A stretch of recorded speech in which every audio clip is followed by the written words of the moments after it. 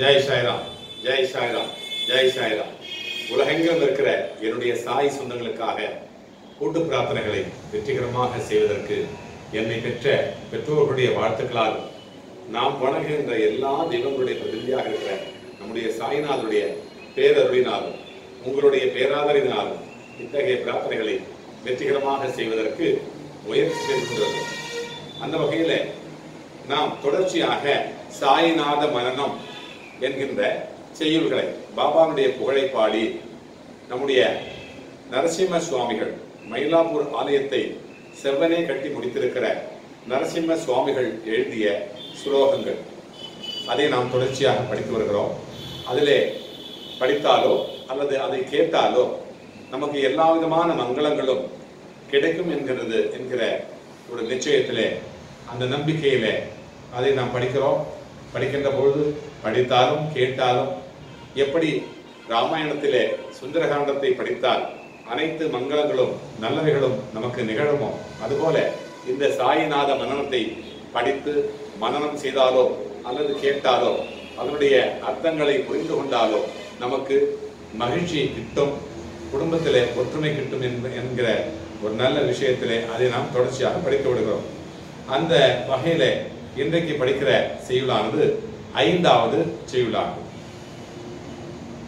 சகுண பிரம்ம சாயீசோ கோதாவரி தடாகதே சம்ரக்ஷணாய பக்தானாம் பூயோ பூயோ நமாமி தம்.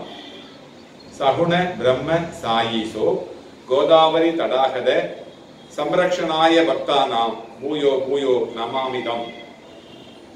Again and again do I prostrate before Lord Sai, who is God, taking up from and attributes and going down to dwell on the banks of the Godavari to protect his devotees.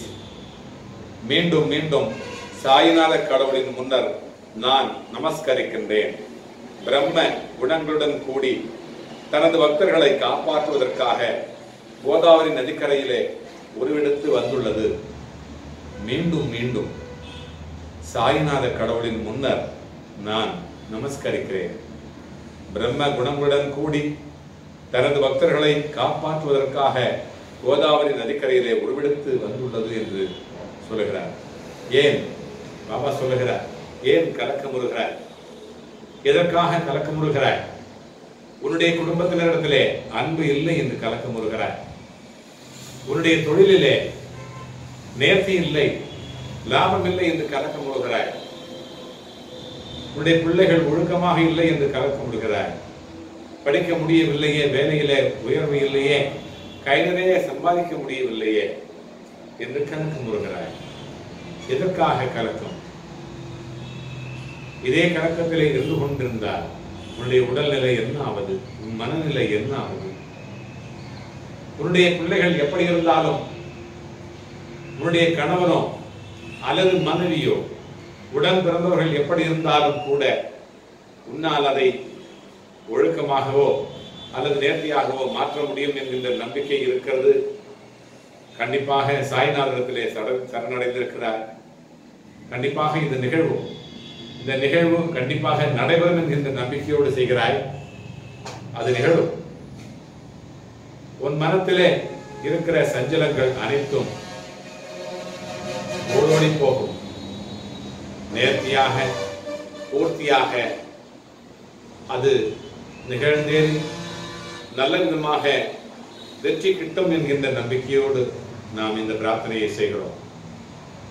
இந்த பிரார்த்தனையிலிருந்து நல்லதே நடக்கும். ஏதாவது எங்காவது ஒரு நல்ல விஷயத்திற்காக நீ சென்றால் செல்லுகின்ற தருணத்திலே அவசகுனமாக ஏதோ ஒன்று நடந்து விடுகிறது என்று வைத்துக்கொள். அந்த நேரத்திலே நீ படுகிற சஞ்சலத்தை என்னால் காண முடிகிறது. ஐயோ, நான் நன்றாகத்தான் படித்து விட்டு சென்றேன், அனைத்தையும் நான் முடித்து விட்டேன், படித்து முடித்து விட்டேன், இருந்தாலும் கூட நான் சென்ற அந்த இடத்திலே அபசகனமாக ஒரு ஈ ஒட்டி கொண்டது, அல்லது ஏதோ ஒரு சேறு படிந்து விட்டது, அல்லது என்னுடைய உடையிலே ஏதோ ஒரு தடங்கள் ஏற்பட்டது. இந்த மாதிரி ஒரு விளக்கு அணைந்து விட்டது, கற்பூரம் அணைந்து விட்டது, காற்றடித்தது, அது அணைந்து விட்டது. என்னுடைய வீட்டில் இருந்த பாபாவுடைய சிலை உடைந்து விட்டது. அதை நான் என்ன செய்வது என்று தெரியும். ஒன்றும் செய்ய வேண்டாம், அதை மீண்டும் ஏற்றிக்கொள்ள வேண்டும், அவ்வளவுதான். இப்பொழுது எப்பொழுது எப்படி நாம் ஏற்றுகிறோமோ அதே போல அதை மறுபடியும் ஏற்ற வேண்டும். பாபா என்ன சொல்லுகிறார் என்று சொன்னால், அவர் சொல்ல வருகிறார், கண்டிப்பாக உன்னுடைய வழியிலும் வாழ்விலும் நானே துணை வருவேன் என்று சொல்லுகிறார். ஒருவேளை பாபாவுடைய சிலை உடைந்து விட்டது என்று சொன்னால், அது உன்னுடைய பிரச்சனைகளை எல்லாம், உன்னுடைய பாவங்களை எல்லாம் அவர் ஏற்றுக்கொண்டு அவர் உடைந்து விட்டார். எனவே நீ இன்னொரு பாபாவுடைய சிலையை வாங்கி வைத்து பாதுகாப்பாக அதை கொண்டாடி மீண்டும் மீண்டும் அவருக்கான தெய்வ ரூபங்களை ஆராதனை காட்டி வழிபட்டு கொண்டு வா. உனக்கு வழியிலும் வாழ்விலும் அவரே துணை இருப்பார். நாம் செய்வதெல்லாம் இது போல காற்றை அடித்துவிட்டு, இப்பொழுது நான் காற்று இல்லாமல் இங்கு உட்கார முடியாது, அதனால் காற்று அணைகிறது. நான் சடங்குகளையும் சம்பிரதாயங்களையும் நம்பிக்கொண்டு, ஏதோ ஒன்றை ஜாதகத்தை நம்பிக்கொண்டு, அப்படி இருந்தது இப்படி இருந்தது, அப்படி ஆகிவிட்டது இப்படி ஆகிவிட்டது என்று நம்பிக்கொண்டு ஒரு நம்பிக்கை இல்லாமல் வாழ்க்கையில நடந்துவிட்டது. விளக்கு என்பது தேவைப்படுகிறது, ஒளி என்பது தேவைப்படுகிறது. ஆனால் அந்த ஒளியை ஏற்றுவதற்கு, அதை தொடர்ச்சியாக நாம் அதை உபயோகப்படுத்துவதற்கு தெரியாமல் காற்று வந்தது, அணைந்து விட்டது. அது தெரியாமல் நாம் கஷ்டப்பட்டு கொண்டு ஏதோ சகுனத்தை நினைத்து கொண்டு இருந்தோமானால் நமக்கு வெற்றி கிடைக்காது. நம்முடைய மூளை மழுங்கிவிடும். நானும் கூட உங்களை போல அப்படித்தான் நினைத்துக் கொண்டிருந்தேன். ஏதோ நம்மை அறியாமல் ஒரு சக்தி இருக்கிறது என்பது நமக்கு தெரியும். ஆனால் நாம் செய்கிற ஒவ்வொரு செயலும் நல்ல விதமாக அமைய வேண்டும். நேர்மையான விதத்தில் அமைந்தால் நமக்கு தோல்வி என்பது கண்டிப்பா வரவே வராது. அதுபோல ஒவ்வொரு நிமிடமும் ஒவ்வொரு நேரமும் பாபாவை நினைத்துக் கொண்டு அவரையே உபாசனை செய்து கொண்டு நாம் செய்கிற ஒவ்வொரு செயலிலும் அவர் துணையிருப்பார் என்கின்ற நம்பிக்கையோடு நாம் செய்தோமானால் கண்டிப்பாக நம்மோட வாழ்க்கையில என்றென்றைக்கு வருவார்.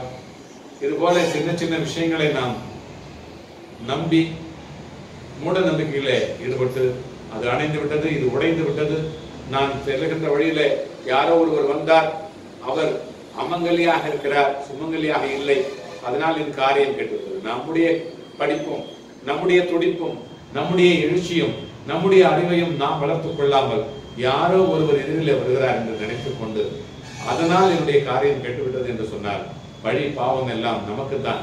அவர்கள் மேல் போட்டுவிட்டு நாம் அந்த மூட நம்பிக்கையில் இருந்து கொண்டு நாம் பாபா சொன்னதை நம்பாமல், நாம் பொறுமையாக இல்லாமல், நாம் நம்பிக்கையோடு இல்லாமல் நடந்து கொண்டதனால் வந்த தோல்வி எல்லாம் யார் மீதோ போட்டுவிட்டு நாம் தப்பித்து விடுகிற ஒரு காரியம் தான் அது. ஆகையினாலே கண்டிப்பாக வெற்றி கிடைக்கும் என்கின்ற நம்பிக்கையோடு செய்கின்ற ஒவ்வொரு காரியமும், திறமையோடு செய்கின்ற ஒவ்வொரு காரியமும், உழைப்போடு செய்கின்ற ஒவ்வொரு காரியமும் கண்டிப்பாக வெற்றி பெறுகிறது என்பது நிச்சயம்.